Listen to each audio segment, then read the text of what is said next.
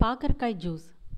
தேவையான பொருட்கள்: பாகற்காய் 200 கிராம், மிளகுத்தூள் 1/4 டீஸ்பூன், சீரகத்தூள் 1/4 டீஸ்பூன், பனங்கற்கண்டு 1 டீஸ்பூன், உப்பு தேவையான அளவு. செய்முறை: பாகற்காயை வில்லைகளாக நறுக்கி விதைகளை நீக்கி ஆவியில் வேக வைத்து கொள்ளவும்.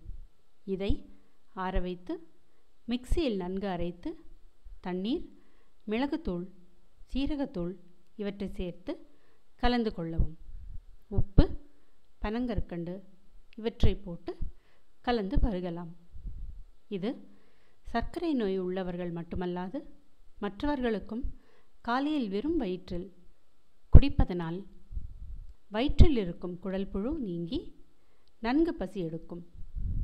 மூச்சிரைப்பு, ஆஸ்துமா நோயாளிகளுக்கு சிறந்தது.